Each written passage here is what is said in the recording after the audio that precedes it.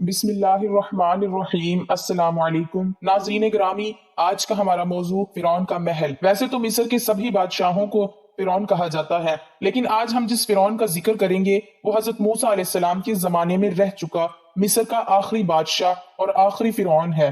یہ وہی فرعون ہے جو موسیٰ علیہ السلام کی تعلیمات اور ان کے دین اور اللہ تعالیٰ کی نافرمانی کے سبب اپنے لشکر سمیت دریائے نیل میں غرق ہوا۔ آج ہم فرعون کے عجیب و غریب محل کی روایات سے بھی آپ کو آگاہ کریں گے۔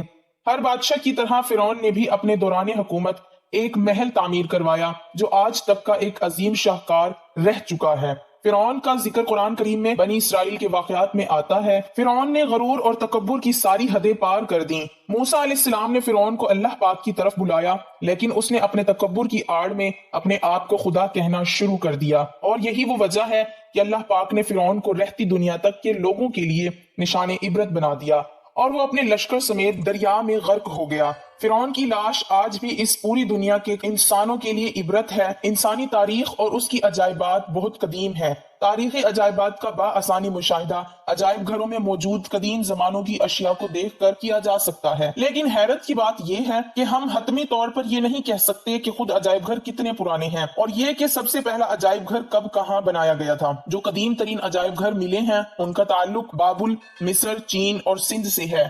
مزید یہ ہے کہ ان میں جو بھی عجائبات موجود ہیں وہ زیادہ سے زیادہ 5000 سال پرانی ہیں، یعنی اب تک ہماری ماضی کی صرف 5000 سال پرانی تہذیبوں کے آثار ملے ہیں۔ اس سے پہلے کی تاریخ کو ہم نہیں جانتے۔ عجائب گھروں کا ذکر کرنے کا مقصد آپ کو اس بات سے آگاہ کرنا ہے کہ آج بھی ہمارے لیے عبرت کا نشان بنی ہوئی ہیں۔ ہم بات کر رہے ہیں فرعون کی لاش کے بارے میں۔ اللہ پاک قرآن کریم میں فرماتے ہیں، اور ہم فرعون کی لاش کو محفوظ رکھیں گے تاکہ بعد میں آنے والوں کے لیے وہ باعث عبرت ہو۔ فرعون کی حنوط شدہ لاش 1898 میں دریائے نیل کے قریب تبیسیہ کے مقام پر بادشاہوں کی آبادی سے دریافت ہوئی۔ بادشاہوں کی آبادی اس جگہ کو کہا جاتا ہے جہاں قدیم مصری اپنے فرعونوں کو دفنایا کرتے۔ فرعون کی لاش کو بادشاہوں کی وادی سے قاہرہ منتقل کیا گیا۔ 1907 میں جب پروفیسر ایلیٹ سمتھ نے اس کے حنوط شدہ جسم کی پٹیاں اتاری تو اس کے جسم پر نمک کی گہری تہ جمی ہوئی پائی، جس سے صاف ظاہر تھا کہ ایک عرصہ قبل یہ کھارے پانی میں غرق ہوا اور اس کی لاش دریائے نیل میں محفوظ رہی۔ ایلیٹ نے اس کی لاش کے مکمل جائزے کو اپنی کتاب حنوط شدہ لاشوں، جو کہ 1912 میں شائع ہوئی، اس میں بیان کیا ہے۔ اس کا کہنا ہے کہ اگرچہ فرعون کی لاش کافی بوسیدہ اور شکستہ حالت میں تھی، تاہم پھر بھی وہ ایک اچھے انداز میں محفوظ کی گئی تھی۔ ماہرین کے مکمل تجزیے کے بعد سے اس وقت تک فرعون کی لاش کو قاہرہ کے عجائب گھر میں دنیا والوں کی زیارت اور عبرت کے لیے رکھ دیا گیا ہے۔ قاہرہ کا عجائب گھر انسانی تہذیب کا سب سے بڑا عجائب گھر جانا جاتا ہے۔ اس عجائب گھر میں کعبہ شریف کی سونے کی چابی، قدیم ترین اسلامی دینار جو سن 699 عیسوی سے تعلق رکھتا ہے، اور قرآن کریم کے قدیم ہاتھ سے لکھے گئے نسخے، عثمانیہ دور کی ظروف اور ماضی میں کی گئی فلکیات، کیمیا اور فن تعمیر کے قدیم آلات شامل ہیں۔ یہ تو تھا فرعون کی لاش کا تذکرہ جس کی پیشن گوئی قرآن کریم سے ملتی ہے۔ اب تھوڑا اس بارے میں بات کرتے ہیں کہ کیا وجوہات تھی کہ فرعون آج بھی عبرت کا نشان بنا ہوا ہے۔ مزید اس کا محل بھی کیسے عبرت کی مثال بنا ہوا ہے۔ فرعونوں نے مصر پر 3000 سال تک حکومت کی، اور مصر پر کل 33 فرعون گزرے ہیں۔ ہر فرعون کا دور حکومت تقریباً 100 سال یعنی ایک صدی تک رہا ہے، جن میں سے ہمارے آج کا موضوعاتی فرعون آخری فرعون تھا۔ یہ وہی فرعون تھا جس کا مقابلہ موسیٰ علیہ السلام سے ہوا، جو کہ پانی میں غرق ہوا، اور اس کے ڈوبنے کے ساتھ ہی فرعونوں کا اقتدار ہمیشہ کے لیے ڈوب گیا۔ فرعونوں کا دور حکومت بہت طویل تھا۔ یہ بادشاہ سونے، چاندی، ہیرے جواہرات اور خزانوں کے بڑے شوقین تھے، بلکہ ان کے خدمت گار بھی کثیر تعداد میں ہوا کرتے۔ یہی وجہ تھی کہ ان فرعونوں میں اپنے دھن دولت کا ایسا غرور تھا کہ یہ اپنے آپ کو نعوذ باللہ خدا کہلوایا کرتے ہیں۔ یہ آخری فرعون بھی ایسا ہی غرور کی وجہ سے غرق ہو کر مرا، اور آج تک اقتدار کے نشے میں چور لوگوں کے لیے عبرت کا نشان بنا ہوا ہے۔ فرعون کے نام کے حوالے سے اگر بات کی جائے تو اس میں اختلاف پایا جاتا ہے۔ کچھ کے نزدیک اس کا نام ولید مسح بن ریان تھا، جبکہ کچھ کا کہنا ہے کہ اس کا نام بن فتح بن رمی سسانی آخری فرعون، جو کہ انتہائی ظالم اور متکبر بادشاہ تھا۔ اس نے اپنے دور میں اپنی رائے پر طرح طرح کے مظالم ڈھائے۔ یہ لوگوں کو اپنے آپ کو خدا منوانے اور اپنی عبادت کروانے پر مجبور کیا کرتا تھا۔ مصریوں کو یوں لگتا تھا کہ فرعون ان کے اور ان کے دیوتاؤں کے درمیان ربط قائم کرنے کا ایک ذریعہ ہے۔ فرعون نے اپنی قوم کو دریائے نیل کے ذریعے گمراہ کر رکھا تھا۔ وہ ایسے کہ جب یوم نروز یعنی آتش پرستوں کی عید کا دن آتا اور دریائے نیل ٹھاٹھے مارتا تو عام لوگوں میں یہ اعلان کر دیا جاتا کہ دریائے نیل کو فرعون نے تمہارے لیے پرجوش کر دیا ہے، لہٰذا اب تم اسے سجدہ کرو، تو لوگ جہالت کی بنا پر یہ مکروہ عمل کرتے۔ ایک سال دریائے نیل کا پانی کم ہو گیا اور اللہ تعالیٰ نے اسے پرجوش موجیں مارنے کی اجازت نہ دی۔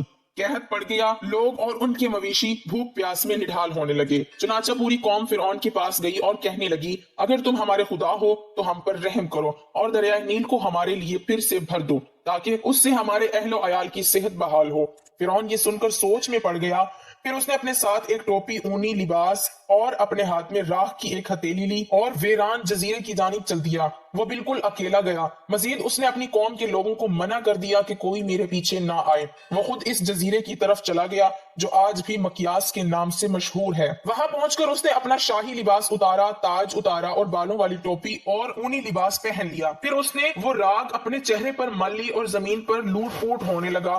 اس کے بعد اس نے سجدے میں سر رکھا اور روتے روتے بارگاہ الہی میں دعا کی، کہنے لگا، اے میرے مالک و مولا، میں اچھی طرح جانتا ہوں کہ تو ہی کائنات کا مالک ہے، تیرے علاوہ کوئی عبادت کے لائق نہیں۔ میں جھوٹا ہوں، میں نے تیری نافرمانی کی ہے، میں آج تک اپنی قوم سے اپنے آپ کو خدا کہلواتا رہا ہوں، تو ہی اصلی مالک ہے۔ تیری نافرمانی اور سرکشی میں اتنا آگے بڑھ گیا ہوں کہ خود کو تیری جگہ سمجھنے لگا۔ اے خدا، تو ہی اول اور تو ہی آخر ہے، تو نے میرے واسطے اپنا فیصلہ کر لیا، لیکن میں تجھ سے توبہ کرتا ہوں، بس تو میری توبہ قبول فرما اور مجھے میری قوم سے رسوا نہ کر۔ ابھی فرعون کی دعا مکمل نہیں ہوئی تھی کہ اللہ پاک نے اس کی دعا قبول فرما لی اور دریائے نیل کو ایک بار پھر سے جاری کر دیا، اور مزید دریائے نیل کو حکم دیا کہ فرعون جہاں جہاں جاتا ہے اس کے ساتھ ساتھ چل۔ لہٰذا فرعون جیسے جیسے آگے بڑھتا گیا، دریائے نیل اس کے ساتھ ساتھ چلتا گیا، حتیٰ کہ فرعون اسی حالت میں اپنی قوم کے پاس پہنچا کہ اس کے کپڑے بھی دامن تک پانی سے بھیگتے جا رہے تھے اور لوگ اپنی آستینوں کو پانی اور کیچڑ میں ڈبو کر ایک دوسرے کو مار رہے تھے۔ اسی بنا پر آج تک مصر میں خوشی منانے کا یہی طریقہ رائج ہے، اور مصری اسے یوم نیروز یعنی دریائے نیل کی طغیانی کا دن کہتے ہیں۔ یہ اس شخص کی توبہ کی مقبولیت تھی جو اللہ پاک کا نافرمان تھا۔ اس کی توبہ کے سبب اس کی دعا ویسے ہی قبول کی گئی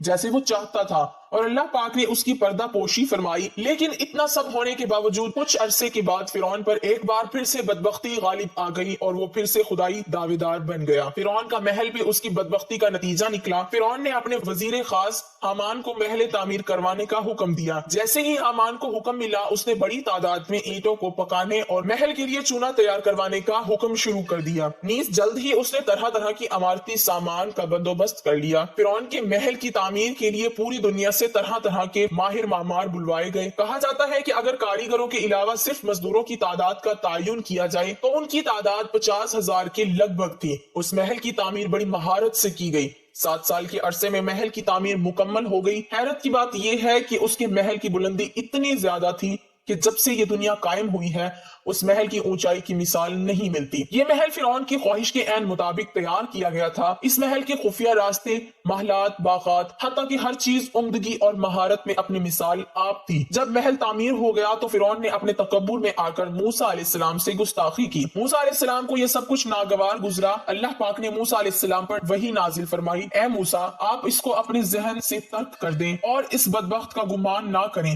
میں اس کے محل کو ایک لمحے میں برباد کر دوں گا۔ پھر ایک دن کیا ہوا، فرعون اور اس کے ساتھیوں نے محل کی بلندی پر چڑھ کر آسمان کی جانب تیر چلائے۔ ان کا خیال تھا وہ موسیٰ علیہ السلام اور ان کے فرشتوں کو ایسا کر کے نعوذ باللہ ہلاک کر رہے ہیں۔ انہوں نے آسمان کی جانب تیر چلائے، جب تیر واپس آئے تو وہ خون آلود تھے۔ فرعون اور اس کے ساتھی خوشی سے کہنے لگے، ہم نے موسیٰ علیہ السلام کے رب کو نعوذ باللہ قتل کر دیا ہے۔ یہ فرعون کی سرکشی کا آخری مارکہ تھا۔ اس کے بعد اللہ تعالیٰ نے جبرائیل علیہ السلام کو حکم دیا، مار کر اس کے محل کے 3 ٹکڑے کر دیے، جن میں سے ایک ٹکڑا سمندر میں گرا، ایک ٹکڑا شمال اور دوسرا مغرب میں گرا۔ ایک روایت میں یوں آتا ہے کہ ان میں سے ایک ٹکڑا فرعون کی قوم پر گرا، جس کے تلے دب کر 10 لاکھ فرعونی ہلاک ہو گئے۔ بعض روایات میں یوں لکھا گیا ہے کہ جتنے لوگوں نے فرعون کا محل بنوایا تھا وہ سب کسی نہ کسی آفت میں گرفتار ہو کر ہلاک ہو گئے، اور فرعون کا محل اللہ تعالیٰ نے طلوع فجر سے غروب آفتاب کے دورانیے میں مکمل تباہ و برباد کر دیا۔ جب فرعون نے یہ سب کچھ دیکھا تو اس کو سمجھ آ گیا یہ سب ایک بار پھر اس کے باطل ہونے کا نتیجہ ہے، تو اس نے موسیٰ علیہ السلام سے جنگ شروع کر دی۔ اللہ تعالیٰ نے انہیں معجزات کے ذریعے سمجھانے کی کوشش کی، لیکن فرعون کسی طرح باز نہ آیا اور بالآخر موسیٰ علیہ السلام کا پیچھا کرتے ہوئے اپنے لشکر سمیت دریائے نیل میں غرق ہو گیا۔ اس کے محل کے بارے میں روایات میں یہ بھی لکھا ہے کہ جب تک فرعون نے دوبارہ سے خدائی کا دعویٰ نہیں کیا تھا تو اس نے محل کے باہر ہی دروازے پر بسم اللہ الرحمن الرحیم لکھوایا تھا۔ جب فرعون نے موسیٰ علیہ السلام سے گستاخی کی تو موسیٰ علیہ السلام نے اللہ تعالیٰ سے دعا فرمائی، اے خدا یہ تو کسی بھی طرح سدھرنے والا نہیں۔ اللہ تعالیٰ فرمانے لگے اے موسیٰ آپ اس کی سرکشی کو دیکھ رہے ہیں اور میں اپنے نام کو دیکھ رہا ہوں جو اس نے اپنے محل کے دروازے پر لکھوایا ہے۔ لیکن اس کے بعد فرعون خدائی دعوے کا مرتکب ہو گیا اور اللہ پاک نے اسے محل سمیت نیست و نابود کر دیا۔ تاریخ میں اس کی کہانی کو دہرایا جائے، اس سے عبرت حاصل کی جائے۔ اس کا مقصد خاطر اللہ تعالیٰ نے اس کی لاش کو عبرت کا نشان بنانے کے لیے نیل کی تہ میں محفوظ رکھا اور